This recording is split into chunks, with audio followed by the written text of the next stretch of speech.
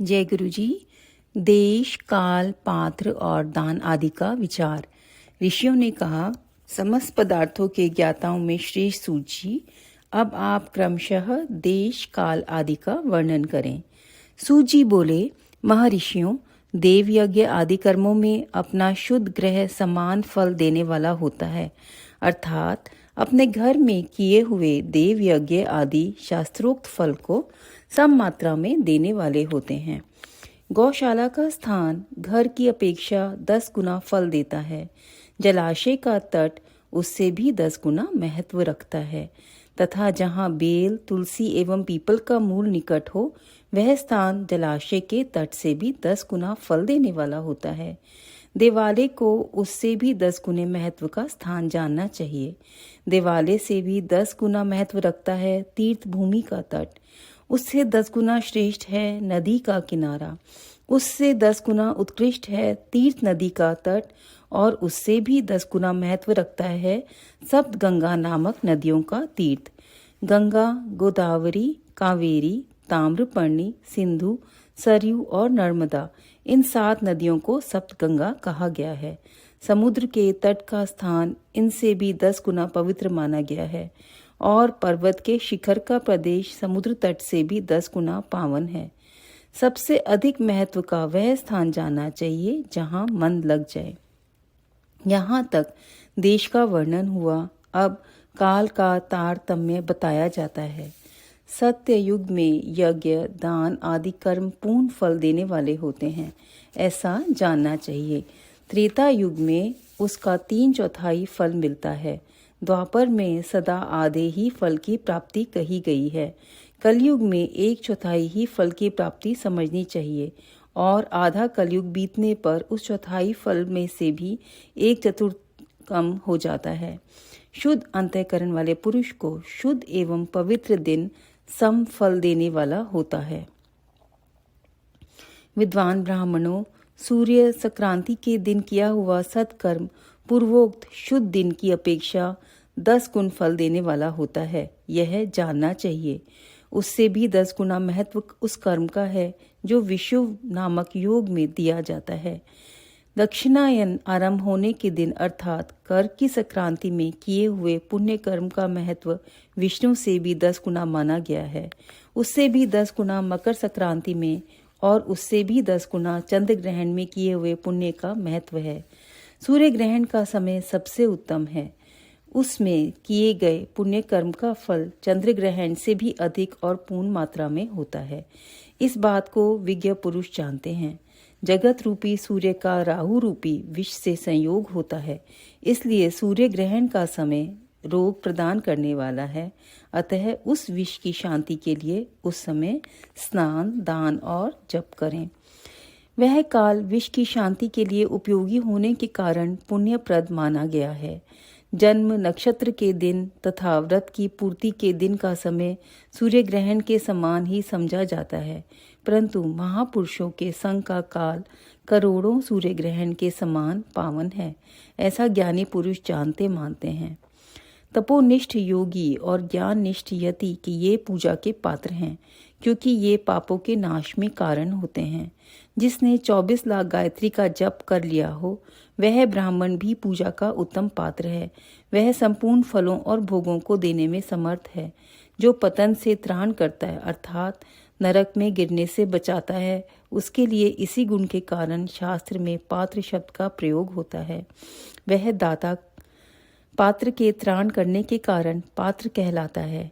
गायत्री अपने गायक का पतन से त्राण करती है, इसलिए वह गायत्री कहलाती है। जैसी इस लोक में जो धनहीन है वह दूसरे को धन नहीं देता, जो यहाँ धनवान है वह दूसरे को धन दे सकता है, उसी तरह जो स्वयं शुद्ध और पवित्र आत्मा है वही दूसरे मनुष्यों का त्राण या उद्धार कर सकता है। जो गायत्री का जप करके शुद्ध हो गया है वही शुद्ध ब्राह्मण कहलाता है। इसलिए दान, जप, होम और पूजा सभी कर्मों के लिए वही शुद्ध पात्र है। ऐसा ब्राह्मण ही दान और रक्षा रखने की पात्रता रखता है। स्त्री हो या पुरुष, जो भी भूखा हो वही अन्नदान का पात्र है। जिसको जिस वस्तु की इच्छा हो उसे वह वस्तु बिना मांगे ही दे दी जाए तो दाता को उस दान का पूरा पूरा फल प्राप्त होता है। ऐसी महर्षियों की मान्यता है। जो सवाल या याचना करने के बाद दिया गया हो वह दान आधा ही फल देने वाला बताया गया है। अपने सेवक को दिया हुआ दान 1/4 फल देने वाला होता है। विप्रवरों, जो जाति मात्र से ब्राह्मण है और दीनतापूर्ण वृत्ति से जीवन बिताता है, उसे दिया हुआ धन का दान दाता को इस भूतल पर 10 वर्षों तक भोग प्रदान करने वाला होता है। वही दान यदि वेद वेता ब्राह्मण को दिया जाए तो वह स्वर्गलोक में देवताओं के वर्ष से 10 वर्षों तक दिव्य भोग लेने वाला होता है। शील और उच्च वृत्ति से लाया हुआ और गुरु दक्षिणा से प्राप्त हुआ अन्न धन शुद्ध द्रव्य कहलाता है। उसका दान दाता को पूर्ण फल देने वाला बताया गया है। क्षत्रियों का शौर्य से कमाया हुआ, वैश्यों का व्यापार से आया हुआ और शूद्रों का सेवा वृत्ति से प्राप्त किया हुआ धन भी उत्तम द्रव्य कहलाता है। धर्म की इच्छा रखने वाली स्त्रियों को जो धन पिता एवं पति से मिला हुआ हो, उनके लिए वह उत्तम द्रव्य है। गौ आदि 12 वस्तुओं का चैत्र आदि 12 महीनों में क्रमशः दान करना चाहिए। गौ, भूमि, तिल, सुवर्ण, घी, वस्त्र, धान्य, गुड़, चांदी, नमक, कोड़ा तथा कन्या, ये ही 12 वस्तुएं हैं। इनमें गौदान से कायिक, वाचिक और मानसिक पापों का निवारण तथा कायिक आदि पुण्य कर्मों की पुष्टि होती है। ब्राह्मणों, भूमि का दान लोक और परलोक में प्रतिष्ठा की प्राप्ति कराने वाला है। तिल का दान बलवर्धक एवं मृत्यु का निवारक होता है। सुवर्ण का दान जठराग्नि को बढ़ाने वाला और वीर्यदायक है।